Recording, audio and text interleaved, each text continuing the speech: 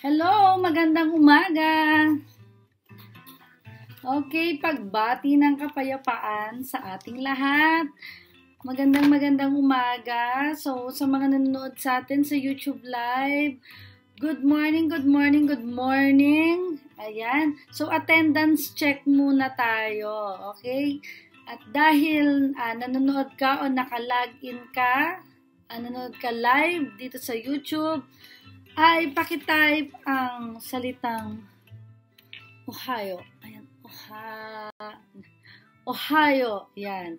This is a Japanese word for good morning. Okay?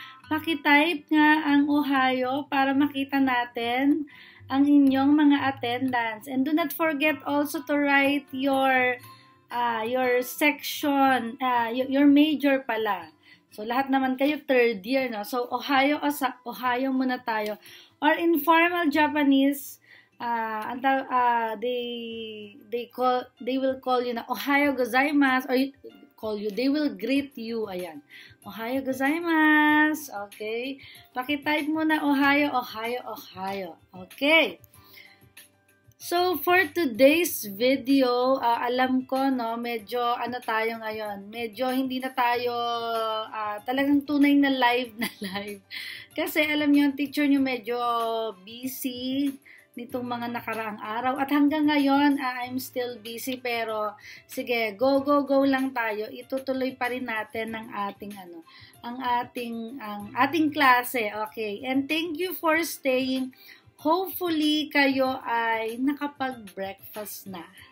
Okay, at this moment, nakapag-breakfast na o na-remind na ba, or may nag-remind na ba, ayan, kaway-kaway dyan sa mga may jowa dyan. I'm sure kayo ay na-remind na ni Bebe kung kumain na. Okay, ayan. So magsimula na tayo. Huwag na tayo magpatumpik-tumpik pa. So nung nakaraang nung nakaraan nating pagkikita, okay, nung nakaraan nating online class. Okay, buklatin nga muna natin. Ano ang pinag-aralan natin nung nakaraan? Sige nga, paki-chat nga kung naaalala nyo pa. Ayan. Okay, ano ang pinag-aralan natin nung nakaraan? Okay, tapos na natin yung mga approaches to the curriculum design and then approaches sa curriculum design model. Kaya lang hindi pa tayo nagko-quiz dyan, diba? Parang wala pa tayong quiz dyan. Okay, and then ano pa bang naging natin nung nakaraang linggo? So nandun na tayo sa sa implementing the curriculum. So nung huli nating night class, okay, pinag-aralan natin yung curriculum implementation. Ano ba yung definition ng curriculum implementation? And then, tinalakay din natin itong kay Kurt Lewins na force field theory and curriculum change. Ayan, yung mga pagbabagong nagaganap. Meron tayong tinatawag na driving force at saka yung restraining forces. And then, kung balance, meron ding equilibrium. And then, diniscuss din natin yung mga categories of curriculum change. So, nandyan yung substitution, alteration, restructuring, perturbations, value orientations. So, dun tayo, parang medyo marami tayong chikahan about value orientation kasi ito daw yung tipong si teacher laging may values education or ine-emphasize niya yung values kahit wala naman talaga ito sa lesson plan mismo o sa syllabus, talagang laging may application sa buhay na laging kinikwento si teacher at pinapayo si teacher. So meron din tayong participatory, developmental, and supportive as categories, isa sa categories ng curriculum change. Ayan. Pero for today's lesson, ayan, nandun pa rin tayo sa implementing the curriculum pa rin tayo. Pero for today's lesson, dumako na tayo sa DLO muna tayo, So, ngayong araw na to, review natin yung mga components ng daily plan for teaching. Alam nyo naman yan, yung blueprint or yung lesson plan. And then, i-identify natin yung mga intended learning outcomes. And then, kailangan nagmamatch itong si learning outcomes with appropriate teaching methods. Sige.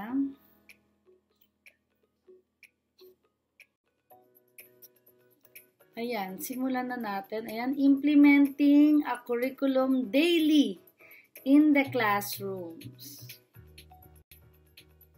So, sang-ayon daw dito sa DepEd number 70 series of 2012. Teachers of all public elementary and secondary schools will not be required to prepare detailed lesson plans. They may adopt daily lesson logs which contain the needed information and guide from. Okay, and sa totoong buhay, itong detailed lesson plans, ito ay ginagamit ng mga katulad yung pre-service teachers, yung mga student teachers natin, yung 'di ba, student teaching is yun yung pinaka-OJT nyo. So, yung detailed lesson plan ang ginagamit natin, which is, kung makikita nyo, 2 column yan, detalyado lahat ng sasabihin or ina-assume mo na lahat ng sasabihin ng teacher at saka ng estudyante. Ito ay guide lamang, no? Hindi naman kailangang sa ulo mo yung ultimo tuldok sa lesson plan mo. Since guide mo nga siya, ayan, para mas ma-enrich mo pa or mas maging natural yung pagtuturo, 'di ba? Ayan. So again, para sa mga baguhan, itong detailed lesson plans. And then, meron tayong tinatawag na the teacher guide o yung TG at saka yung teacher's manual or TM. Yung reference material with page number, interventions given to the students, and remarks to indicate how many students have mastered the lesson or are needing remediation. Okay. And then, however, teachers with less than 2 years of teaching experience shall be required to prepare daily lesson plans. Pero ang inclusion ng mga daily lesson plans na yan, hindi mawawala si objective, subject matter, procedure, assessment, and assignment. Okay, alam nyo pag since matagal nga na rin akong student teaching supervisor. So, napapansin ko, bawat school, iba-iba ang culture, at iba-iba din yung kanilang iba-iba din yung kanilang style sa lesson plan. Okay, pero ang hindi nawawala ay ang 5 yan. Hindi yan nawawala. Kahit anong maging style ng lesson plan, hindi mawawala si objective, si subject matter, procedure, assessment, and assignment. Na kung saan iisa-isahin natin yan ngayong araw na to.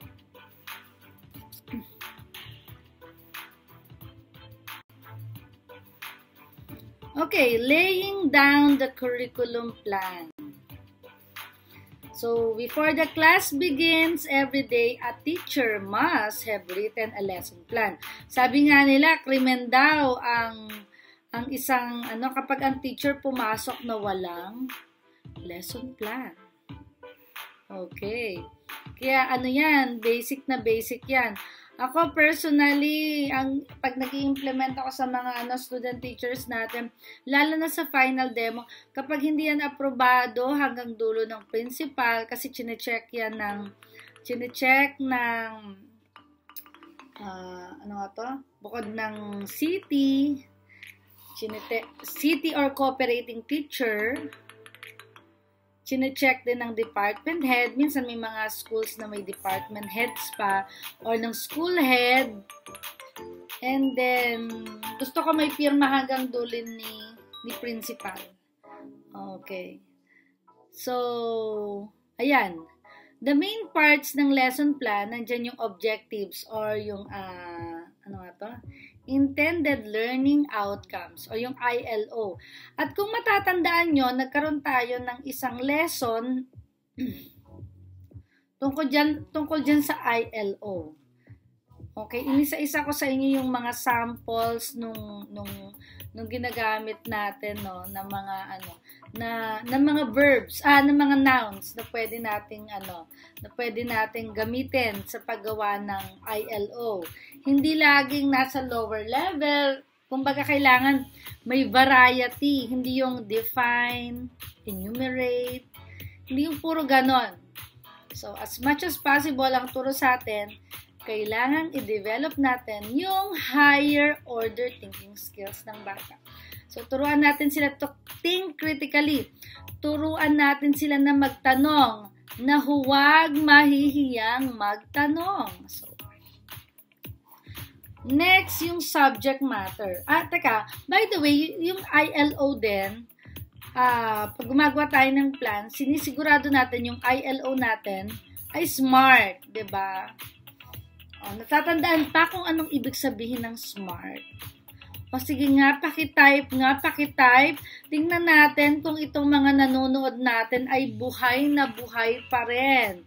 Okay, pakitype nga, ano ang ibig sabihin ng acronym na SMART? Ano nga yung S? Ano yung M? And then A, para saan ang A? And then R at saka T.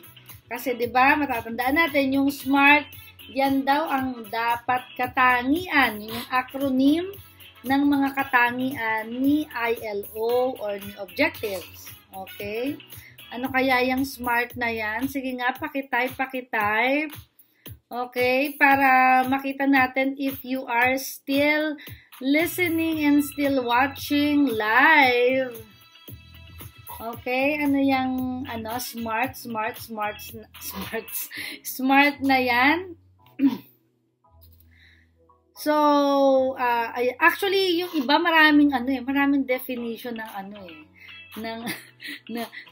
SMART na yan. So, magbigay tayo ng ilan sa Okay. So, S for specific. Diba? Specific. Kailangan tiyak. And ang bilin sa atin, i-avoid natin yung word na to know. To know. Or sa Filipino, malaman. Para malaman.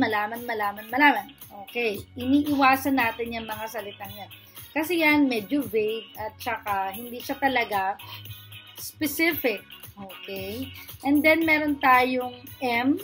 Ano nga yung M? Ayan, M. M is for measurable. Okay? Measurable. Ayan. Ibig sabihin, kaya nating sukatin yung learning or yung outcome mismo. Kaya nating tayain. Okay, yung outcomes. And then, ano ba? S and A. A is attainable. Kaya ba? Carry ba? Attainable. And then, ano nga yung R natin? So, R is relevant. Parang kung hindi ako nagkakamali, meron pa ibang definition ng R. Okay, usually yung R and T, medyo may ibang yan. Pero relevant and may iba pang definition. Sige nga, pakilagay nga dyan. And then, next is time-bound. Okay. Ibig sabihin, kung nabigyan ka ng time for 1 hour, so dapat carry ang objectives in 1 hour. So, kasi di ba may mga subjects na 45 minutes. Okay, kung 45 minutes lang yung allotment for that subject. So, dapat carry ng objectives mo. Ayan. So, yan ang SMART. And then, ayan, subject matter, procedure or strategies, assessment, and assignment or agreement. Okay? Sige nga, isa-isahin na natin at himay-himayin na natin to. Okay. Objectives or intended learning outcomes, these are desired learning that will be the focus of the lesson. So, learning outcomes are based on taxonomy of objectives presented to us as cognitive, affective, and psychomotor. So, at yan ay kay Bloom. So, kilala natin si Bloom. So, Bloom's taxonomy has been revisited by his own students. Yan. Students yan, si Lauren Anderson and si David Cratwell. At kung matatandaan nyo, balikan nyo yung mga previous lessons natin, detalyado ko tong tinalakay sa inyo. Kung anong mga naging changes, ano yung mga reasons, bakit pinaltan.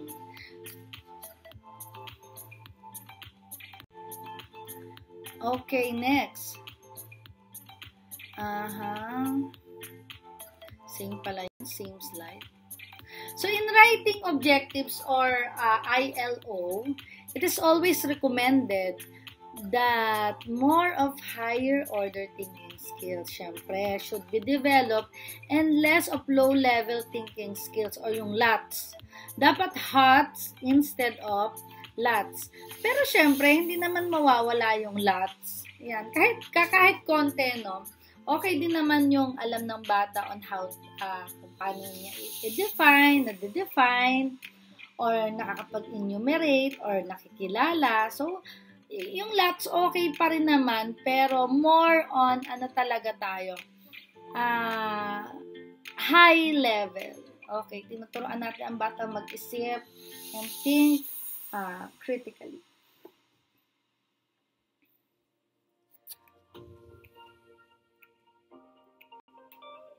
Okay, ayan yung ating diagram. Okay, makikita natin dyan.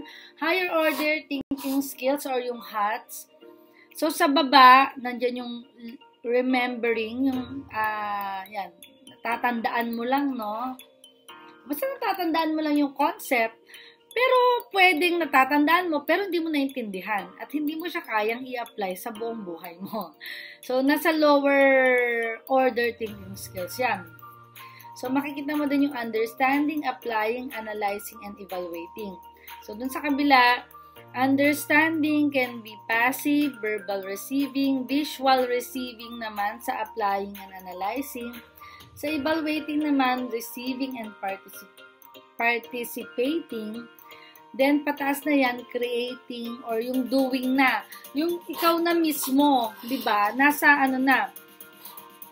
And usually, yung mga demonstration at saka yung ang bata na mismo ang nagko-construct, ang bata na mismo ang involved.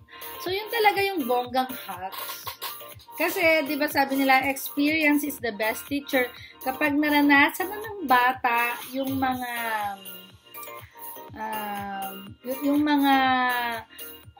yung output or ipinaranas mo sa bata paano magagawa talaga yung output doon sa subject. Ayan, nasa mataas na level ka na. At kung mapapansin niyo, no, 'di ba, ano ba yung mga hats na 'yan? Kung ikaw ay nasa science, usually 'di ba experiments, nag-i-invent ka na, ina-apply na, ayan. Pag naman nasa languages ka, kagaya ng English at Filipino, 'di ba, pag yung mga acting natin, halimbawa yung mga drama, ayan, pag tayo na yung nagpe-perform, yan, nandiyan na tayo sa pinakamataas na level. Okay, and isa-isahin natin itong mga levels of knowledge. Okay, ang una, yung mga factual knowledge o yung mga ideas lang, specific data or information. Meron din naman tayong tinatawag na conceptual knowledge. Ito yung mga words or ideas known by common name, common features, multiple specific examples, which may either be concrete or abstract. So, concepts are facts that interrelate with each other to function together. So, yun yung mga conceptual knowledge. Okay. How about procedural knowledge? How things work. Yung mga step-by-step na. Halimbawa, how to do an experiment. Ano bang step 1? Ano ba yung step 2? Okay, how to conduct an interview. Paano ba yung ginagawa? Step 1, step 2. Okay, and how and everything, yung mga procedural na mga bagay-bagay. Then, doon na tayo sa metacognitive knowledge, which is yung knowledge of cognition in general, yung mga awareness sa knowledge, and then awareness of knowledge of one's own cognition and thinking about thinking.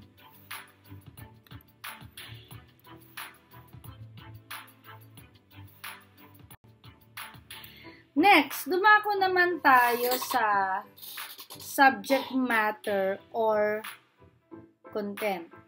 So, it comes from a body of knowledge. So, yung mga facts, concepts, procedure, and metacognition that will be learned through the guidance of the teacher. So, yung si subject matter daw is the what in the teaching. What? Ano ba yung ituturo natin? In the plan, this is followed by the references. And make sure, no, yung references natin, latest pa rin tayo. Kung ano yung pinakabago, yun yung mas mainam. Pero syempre, halimbawa, may mga subject naman kasi okay lang ang lumang halimbawa, literature in the Spanish era. So, pwede namang hindi na siya updated kasi sadya namang yun ang literature na noon pa. Okay. Okay, next. Ayan. Think and share muna tayo. Think and share. And then, attendance check again. Okay. Question muna tayo. Bago tayo mag-proceed sa sunod.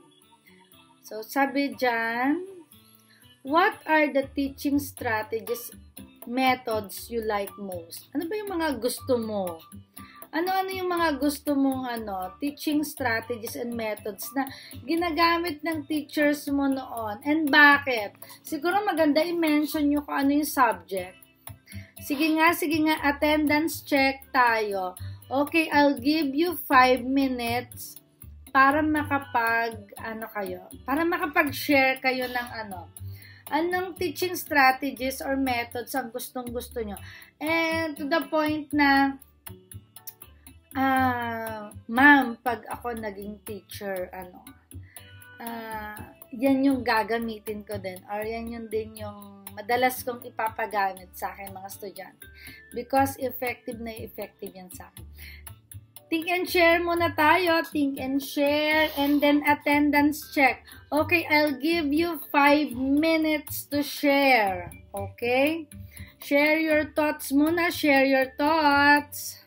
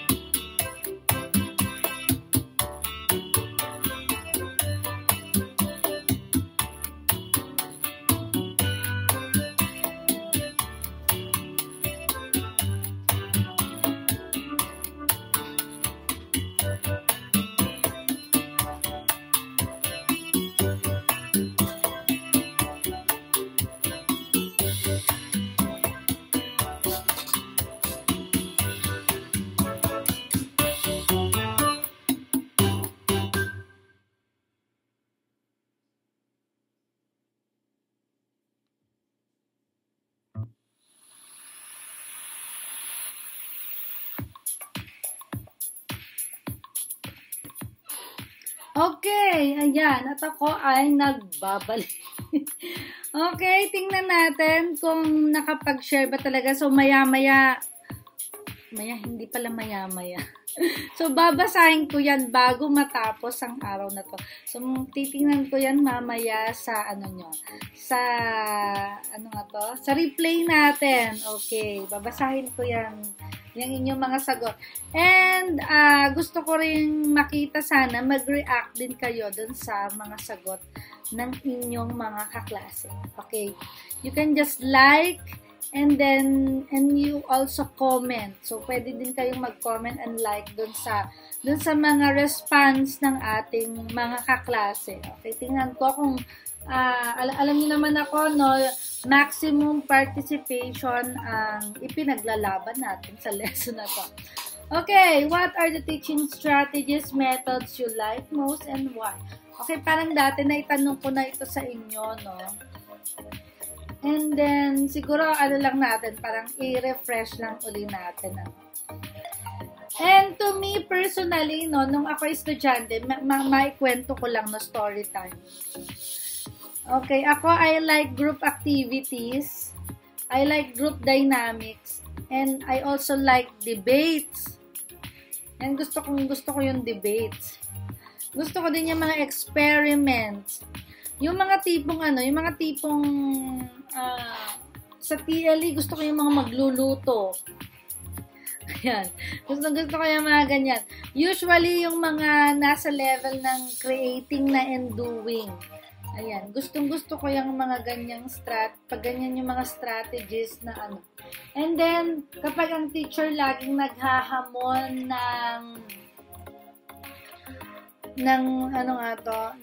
i-challenge siya talaga yung kakayahan mo. Ayan, gusto ko din yan.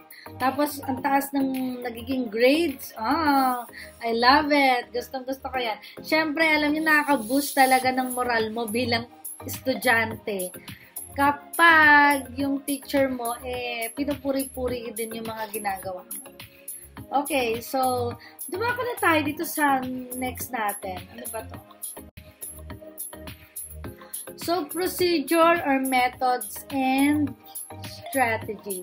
So, this is the crux of curriculum implementation. How a teacher will put life to the intended outcomes. Okay. Paano ba niya bibigyang buhay? At dito na talaga nagkakatalo. Dito sa methods and procedure strategies, dito na nagkakatalo kung bakit yung may mga subjects na nagiging boring and may mga subjects na kahit boring yung concepts, talagang gising na gising ang mga estudyante. Okay. Nasa sa procedure or methods and strategies ni teacher. So, kaya kayo, pag kayo na yung naging teacher, kayo na yung haharap sa grupo ng mga estudyante. Ayan. So, pag-isipan nyo, usually kasi, di ba, parang kami sa major namin, halimbawa sa Filipino, usually boring daw ang Filipino. Pero that is not true. Para sa akin, hindi. Kasi pag ako naging teacher mo sa Filipino, no. Ayan, alam niyo ng mga taga-Filipino majors, kaway-kaway nga sa mga naka-login na Filipino majors dyan. Kaway-kaway nga, kaway-kaway muna. So, smile muna, star muna tayo. And then, so, ganun din. Batiin din natin yung mga math. Kasi, di ba, usually, sabi nila, pag math, it's brain freezing. So, pag math teacher ka, patunayan, no! Learning mathematics should be fun. So, sa science din and English daw, nose bleeding na. Okay, kaway-kaway, mga English majors dyan, kaway-kaway. Ayan. So, ibig sabihin nasa sa'yo yan. And batiin na rin natin yung mga science plus yung mga BEd natin. BEd na nakalagin, sabi ng mga BEd, wala kayo sa amin kasi lahat yung mga subjects na ituturo namin yan. Okay. Siguro, tanungin ko na rin siguro kayo. Kaya nyo bang, kaya nyo bang maging masayahing guro? Kaya ba ng ganda nyo at ng kapugian nyo? Kaya nyo bang maging alive ang klase? So, yun yung challenge. Kaya bang maging alive? I-type ang yes. Okay, yes na yes. Okay, kung napo-foresee mo yung sarili mo na, ay, magiging magiging, anong tawag dito? Masigla akong guro. Okay, i-type nyo nga yung yes. Yes, yes, yes, yes, yes. Hindi na ako maglalagay ng option na no. Basta, ang option lang is yes. So, kailangan ng challenge sa atin. Kung paano natin gagawing alive.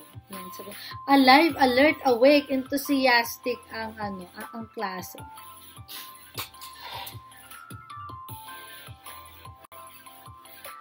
Okay. And then, Pero syempre, alam nyo, yung teaching and learning, syempre, must be supported with instructional materials. Okay.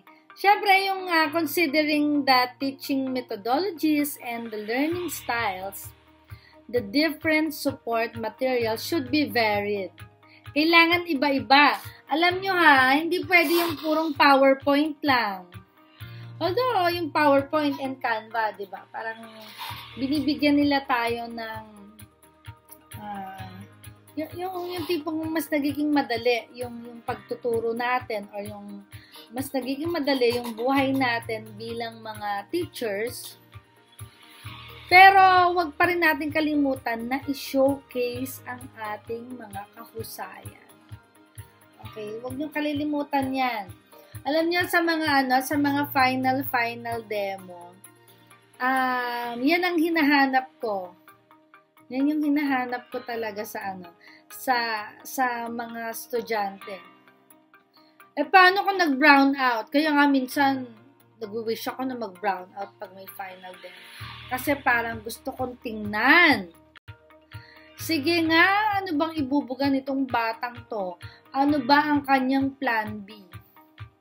And usually in teaching, maganda pa rin ang kombinasyon ng may PowerPoint ka or may using the ICT at yung traditional natin. Meron ka pa rin mga dinidikit, may mga cutouts ka pa rin. Usually maganda yung mga yung may mga ganyan. And then, make sure yung visual aids nyo naman, o kaya nga ang tawag visual aids tandaan nyo visual and then aid. Aid, ano ba ibig sabihin ng aid? Okay, di ba? Parang mas makatulong, parang mas pan-support, sige, tingnan nyo pa yung ibang definition ng aid. Kaya visual aid.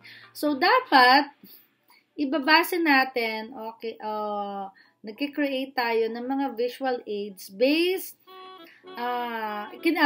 or consider natin yung mga kulay or yung background, yung text, yung spacing, yung font. Yan, kino-consider natin yung mga ganyan pag gumagawa ng IMs.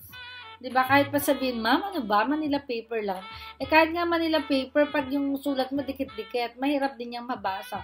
And 'di ba, para natin matest kung yung IM ay bongacious na, dapat pupwesto kayo dun sa likod ng classroom, dun sa dulong-dulong. Kung yung mga mata nyo comfortable, okay yung IM na yan. Pag hindi comfortable ang mata mo, ayan, dapat medyo lakihan mo pa. Kaya yung iba talaga, ako hanga dun sa, mga tipong ang lalaki talaga ng font. Ang lalaki talaga ng font. Kasi, font. Okay, malalaki talaga. Mas maganda kasi na nababasa talaga. And then, yun yung mga visual aids. How about yung mga videos naman natin? So, tinitingnan din natin yung pag HD nga, mas maganda. Alam nyo, maganda, ang laging ginagawa natin dapat, bago kayo magklase, ipi-play nyo muna. Dapat na-test nyo na yung TV, dapat na-try nyo na. Kasi, may mga pagkakataon na, ma'am, ba't gano'n? Nagpi-play po sa ano ko? Bakit hindi nagpi-play sa TV? Or bakit hindi kaya ng projector? So, alam nyo, iba talaga yung teacher na, na ready. Iba talaga yung handa. Kaya dapat tayo laging handa. And then, yung mga visual aids din natin, make sure talaga, magagamit natin yan. Kasi may mga teacher na kapag kinabahan na siya, nawala na sa ano, nawala na yung diskarte. Nawala na sa huwisyo. Ayan. Kaya dapat, tayo pa rin ay, sa akin, ang best dyan para malabanan yung kaba is practice, practice, practice. At saka isa pa, yung iba, alam nyo, yung iba ma-share ko na rin, sa mga final demo, minsan yung glass madulas, yung tape hindi dumikit, or kahit ginamitan mo na ng double-sided, ba't di dumidikit? Ayan, may mga ganong problems. Or minsan naman, sobrang bigat ni visual aids kasi nga, marami kang mga pinaglalagay, may mga hinuhugot, may mga kung ano-ano. So, make sure na yung visual aids natin is durable din. Kumbaga ay, matibay din. Ayan. Hindi yung pag inihang natin, nasisira na. Okay?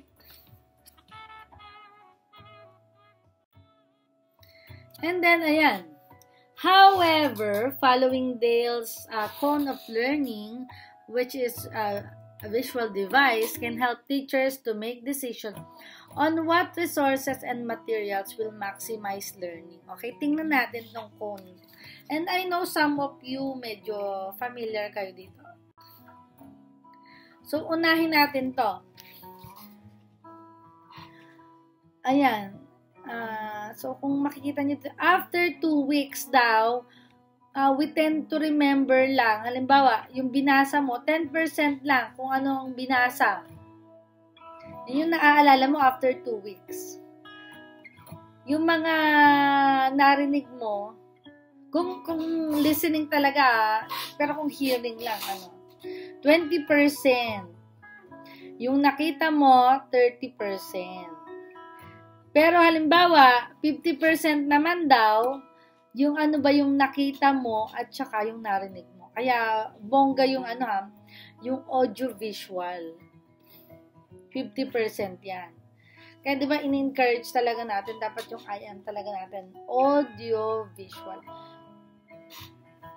Pero kung naman ang pinagawa ay, yan, may participation na sa discussion, ikaw na yung nag-give ng talk, ikaw na yung nag-share ng info, 70% kasi naaalala mo, sinabi ko nga pala yun. Pero kapag, ayan, nasa taas ka na, ginawa mo na yung mga dramatic presentation, nag-simulate ka na ng mga real experience and doing the real thing, 90% noon ang naaalala mo. Okay. After 2 weeks pa yan, no? Diba? So, meron din yung isa, kay Dale din to. Ayan, ibang version naman. So, ayan, ganyan din, no? Kung makikita nyo, may mga samples dyan ng learning outcomes. So, ibig sabihin, kapag ang learning outcomes mo lang ay yung define, list, describe, explain, about 10 to 20% lang yung maaalala ni yung maaalala ng bata, 'di ba? Okay. And then okay, wait. Nalimutan ko din palang balikan natin ng konti yung hindi pala. Okay na pala. Okay na ko na pala siya. Then, malapit na tayo, no? Finding out what has been achieved or assessing achieved outcomes. So, syempre, no, yung ILO na sinet mo kanina or yung mga ILO na inuna mong gawin or tinarget mo, so, ang tanong, teka, nagbunga ba yung mga ILO na na-achieve ba? So, paano mo malalaman? Siyempre, through test. Okay. And alam naman natin, ang ano nga to? Ang mga test ngayon, hindi na pen and paper na lang. Di ba sabi nila, old and traditional yung mga pen and paper. Bagamat, hindi natin maialis yan. Pero syempre, di ba, meron tayo mga tinatawag na portfolio assessment. Di ba? And pag edo ka talaga, no, tad ka ng portfolio. Ayan. Meron tayong mga portfolio assessment. Meron din tayo, ayan, hindi nawawala ang rubric assessment. Di ba yung tipong hinihimay-himay na ni teacher? Alam ba? Lubos na mahusay, katamtaman, di gaanong mahusay, hindi talaga mahusay, mga ganon. At saka, alam niyo, maganda naman sa may rubrics, ano talaga, himay na himay yung bawat elements ng grade. And then, meron din tayong skills demonstration. Ayan, paborito ko yan, yung mga skills demonstration. Yung tipong pag ang topic mo, cooking, di syempre, cooking ang gagawin. Hindi na lang lecture, diba? Then, oral exam. Ayan. Ako, usually, kapag ang subject ko is foreign language, kasi as you know naman, I am teaching foreign language, I'm teaching bahasa, so usually, ang test ko ay oral exam. So, tinetest ko kung marunong sila or kaya ba nilang mag-express ng kanilang sarili in bahasa. So, yan. And then, meron din tayong mga group and individual reports, group or individual activities. Okay. Pwede pa rin may mga group work pa rin para ma-assess yung kung na-achieve ba natin yung ILO.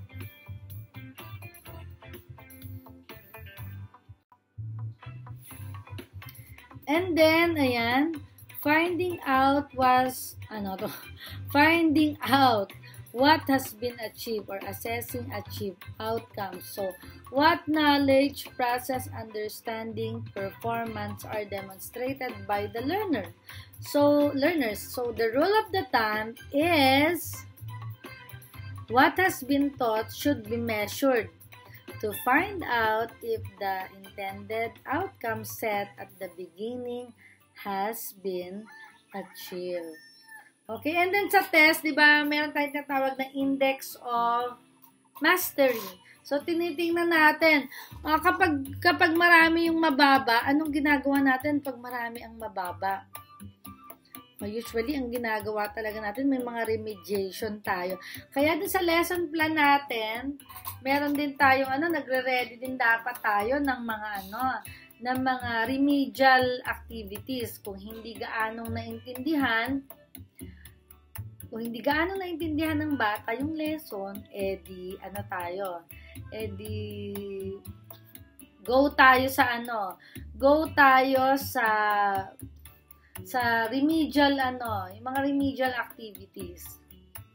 Kasi parang walang kwenta yung ginawa natin kung hindi matututunan, Ayan. Next, any questions so far? Ayan.